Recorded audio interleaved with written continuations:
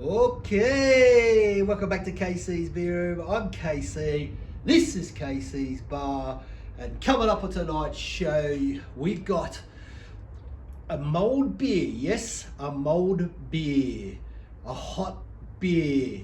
Never heard of it? Never wanted to try one? Well, you're gonna see what it's like tonight. We've got that, and not much else coming up on tonight's show. This is the Great Australian Winter Beer Series. Yeah, step into KC's where the vibe is live. Craft beer flowing, yeah, we thrive. Ales and lagers got styles galore. Every sip's a journey, always wanting more. The center hops hit you as you walk in. A flavor explosion where the fun begins. Chilling with the crew, laughter fills the air. In this beer room, there's magic everywhere. KC's Beer Room, home for the connoisseur. Smells like beer, but it's so much more. Craft it with passion. So, like I said, we're going to be trying a mulled beer. I always thought in winter, what it'd be like to have a warm beer, and I didn't think there was such a thing. Thank God for AI. I searched it up, and those Germans and Polish and Austrians, those Europeans, they've been doing it for centuries. They've been making a thing called mulled beer. Normally they use a stout or a porter. So we've got, from Green Beacon, we've got their honeycomb and mocha flavored stout. And the other ingredients we're going to be using a navel orange. We're going to be using a cinnamon stick. We're going to be using star anise. We're going to be using some cloves. And just to give it that little bit of extra kick up the arse, we're going to be putting a Fireball, what's that, 50 ml, a shot of Fireball, which is a cinnamon, that's a hard word to say, isn't it? Cinnamon whiskey. That's going in there as well. We've got that coming up, so let's get cracking. First thing we want to do, we'll just cut the orange. We want to make probably 4 segments. Fairly thick. Let's get rid of that label.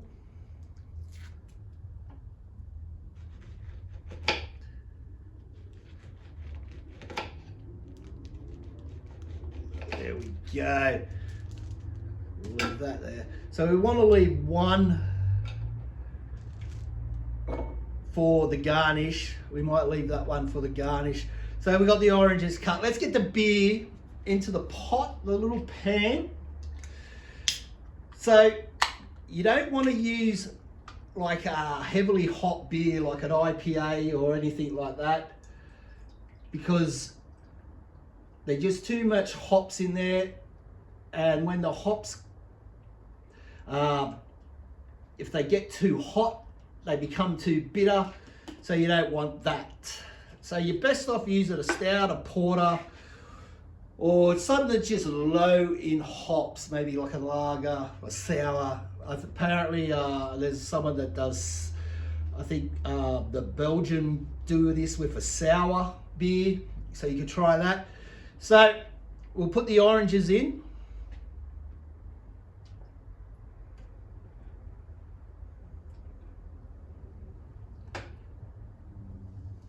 We'll follow that up with a cinnamon stick.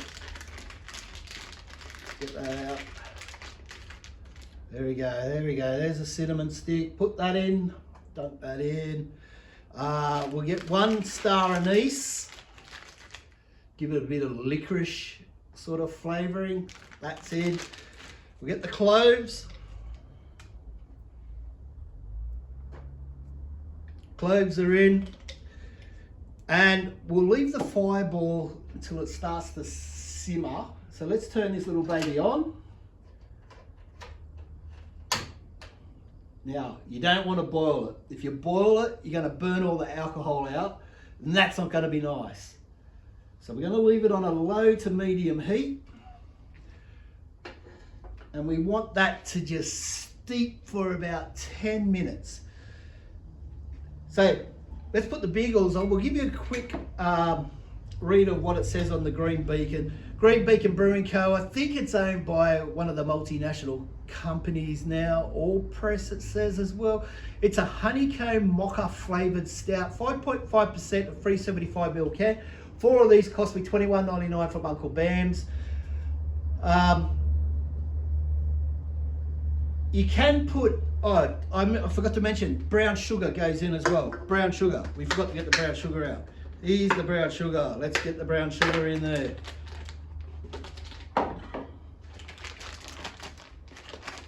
I think we'll just put like maybe 2 teaspoons of brown sugar. Oh, yeah. 2 teaspoons of brown sugar, 4 slices of lemon, orange, a star anise, and a cinnamon stick and cloves. You probably put 4 cloves, 3 cloves, whatever amount of cloves. Anyway, back to the beer. Green Beacon. What does it say on the back? It says honeycomb mocha flavoured stout, full-bodied and bold with flavours of espresso, milk chocolate, vanilla, toffee, and dried fruit. Specially roasted malts and a splash of molasses complement the cold steeped all pressed coffee beans. The result is complex yet balanced flavour. Right, so we just put a whole lot of Christmassy sort of stuff in. It is winter. It is 10 degrees at the moment. It is 7:08 p.m. That says 8:08, but it is 7:08. It's the 24th, or I think maybe the 23rd. Time and date is wrong on the clock. I think it's the 23rd of July. So if you're doing a Christmas in July, this would be a great thing to do. Or if it's a 40-degree summer's day in Australia, yes, you'd be pretty fucking odd to be doing this sort of stuff in those temperatures. But anyway, we're going to let this simmer for 10 minutes. So sit back and watch, enjoy. No, I'm not going to put you through that 10 minutes of punishment. I'll bring you back in 10 minutes when this starts to simmer, and then we'll take it from there. Plus we'll also add in the Fireball cinnamon rum. Is it rum or whiskey? It says whiskey. I always thought it was rum. Anyway, all right, so she's starting to simmer and steam up a bit. So we just give it a bit of a stir. Remember, you don't want it to boil because you don't want to burn any of that alcohol off. Did I say what alcohol content this was? I can't remember. It's 5.5, beautiful, 5.5. So it's starting to simmer now. We've probably got still another 5 or so minutes to go, so we'll just turn it down a bit. Right, we'll bring you back when we put in the rum, and then we'll strain it through this into our glass, and then we'll have a taste test. Right, so you can see that simmering and steaming away. Oh, it smells fantastic. It smells like Christmas. This is the sort of drink you'd probably love to have on a really cold night, sitting around a fire, I guess. So it's time now to put the Fireball in. Let's put the beer goggles back on. This is, I think it says 33% alcohol by volume.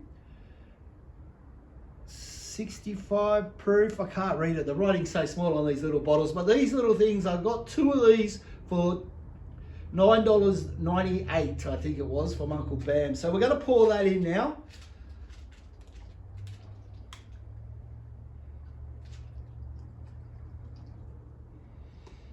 In she goes, and that's cinnamon flavoured, cinnamon flavours. So it's going to have an extra boost of cinnamon heat to it. It's going to really make it feel like Christmas on a cold night here in the Blue Mountains. Whew. It was cold this morning. It was like about 0 degrees at about 5 o'clock this morning. Right, I'll bring it back when it's ready to pour this in. Right. So this has been steeping away, simmering away for about 10 minutes now, I'd say, close to that. So we're going to take the oranges out before we pour it into the glass just to make it a little bit easier. We'll take those oranges out.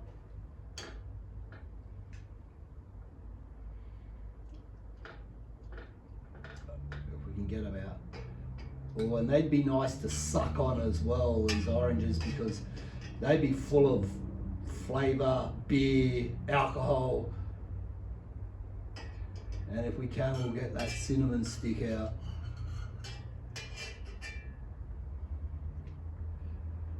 Right.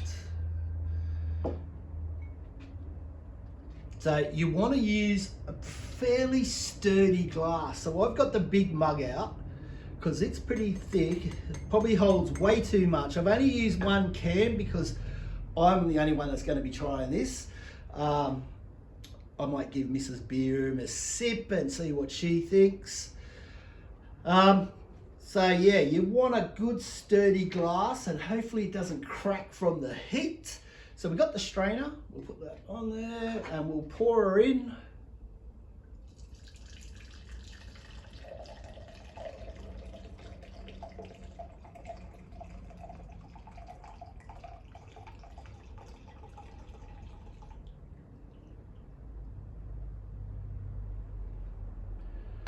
Beautiful.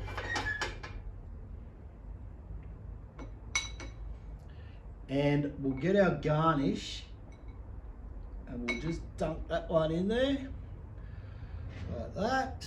It's going to float back up. Yes, it is. Right, so I'll bring this around and let you have a close-up look.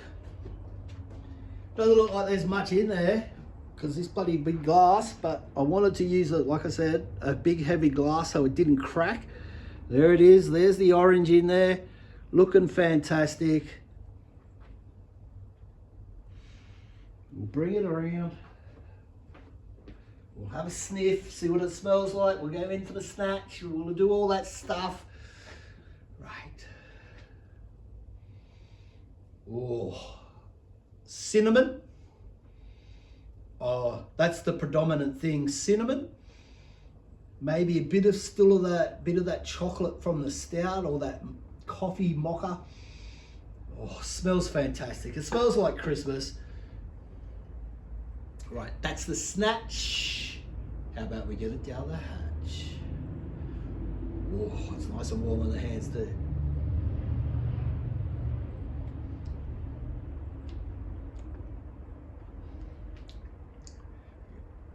It's still got that mocha flavor, that coffee and cinnamon with it. It's very, not overpowering cinnamon, but nicely spiced with cinnamon. It's nicely spiced, it's nice and warm.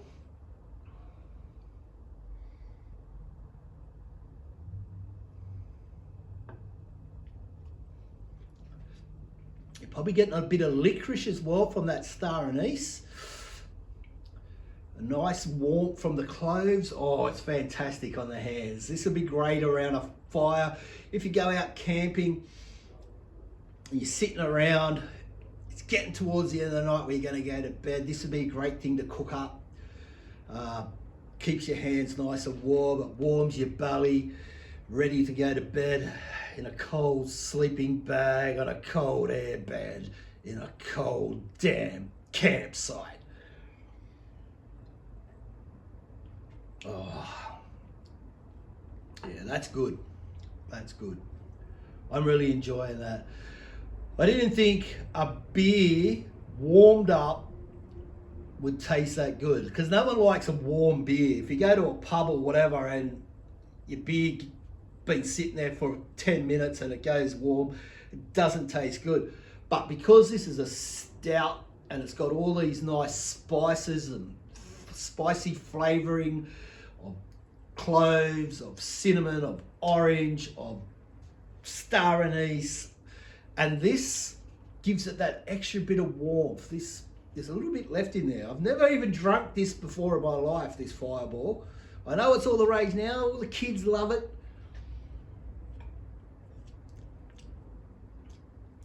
Yeah, tastes like cinnamon. Back to the beer. Yeah.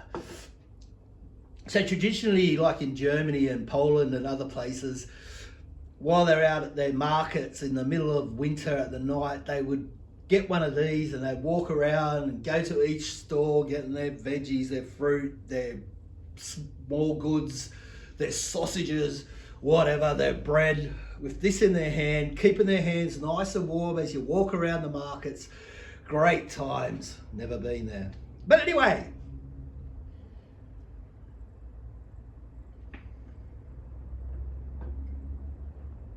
and as you get further into it, and the longer it's in that glass, you're getting that spiciness, but that orange is also coming through. So what does that remind? It reminds me of, what do they call them? I think it's Terry's orange chocolates. That orange chocolate where you can pull off segments. That's what it reminds me of. A bit of Terry's orange chocolate, spicy, Christmassy, wintry, fantastic.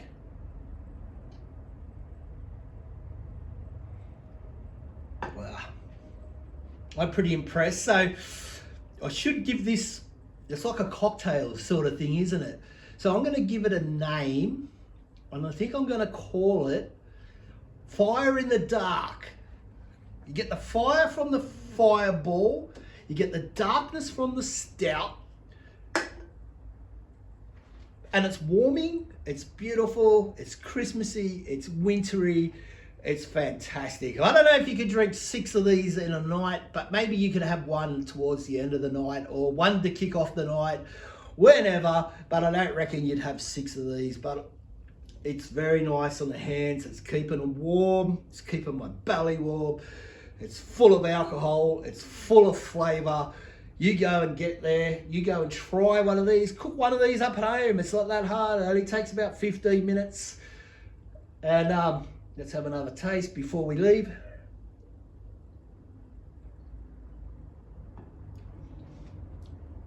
Yeah. So from this, it's got that, the honeycomb that's in the stout is giving them that, a little bit of that, you know, of honeycomb. It's a bit furry. You're sort of getting that nice furry warmth, spicy richness from all of these ingredients, from the rum, from the spices, from the beer itself.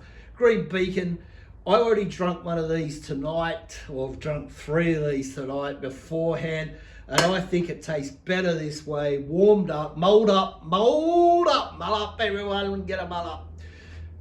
But that's tonight's show. I hope you've enjoyed it. I hope you've seen something different that you haven't seen before. I'm KC. This is the Great Australian Winter Beer Series. This is the Fire in the Dark Mulled Stout. You get there and you better send it. Fire in the Dark.